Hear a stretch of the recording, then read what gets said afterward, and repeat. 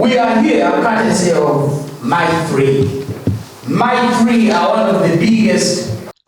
Okurijira rubaro rw'abantu ruherukirwe korwa abantu abarukurenga miliyoni 2 mu Uganda bine myaka nkaga no kugarura higuru aba bine byetengo byingi konka omwe nibanagijuru akiretera abaturo mu mbera mbi omyaka yabo yahamuheru magara genseji okurijira rishano nahakundire orukure ekitongore kya Save and Heal Uganda ekitongore kitari kya government nikijangwa abantu bingi abakuzire nibabonabona kandi nibetenga obuhwezi omu byanga bitari bimwe na bimwe nicyo habwaki batiriho kwiruka kurundana sente zo kwera abantu abakuzire abakikura aba n'abagurusi baryoko mu byaro nibabonabona yesa bamwe bina abana abamwe tibine bana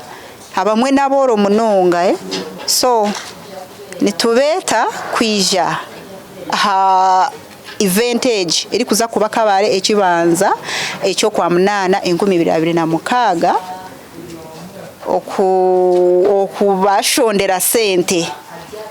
ezo kubareberera okwiruka oko kutebekanisibwa habiro kibanza byo kwa munana omwaka ogu kugenderirwe kurundana sente zirwingana biliyoni 1 n'ekicweka kombeka omwanya gwo kurebereramu abantu abakuzire nonko kusharo ntakundire rukwebembere ekitongore kya Save and Heal Uganda rukushoborora litwenda kurundana 1.5 billion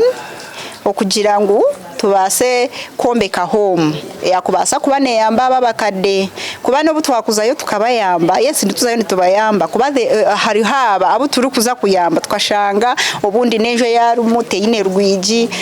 na security nimbi no rugayo nkerizoba wamuhereza nk'ebintu then oshange yakoraki oshange babitwara babimwibaho okwiruka oko kubeserera 1 miles of love for our elders okurije kubaho ebiro kibanza kucyo kwa munana 2026 omuri kabare kushakirwa abantu hamwe n'ebitongore bitari bimwe na bimwe nka Pepsi, MTN n'abandi. We believe by providing and easing services, we are contributing to the overall cause and also supporting the vulnerable community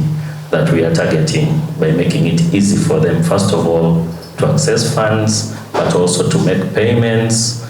to pay bills, because some of the common community issues that we encounter are the same, whether we're in Kabali or we are in Gulu or whatever it is, whether for Porto. Okwiruka oku nikwija kuba hebero kibanza cyo kwa munana 2026 omuri Kabare. Gasha ko Ivan Nyesiga. Everyone say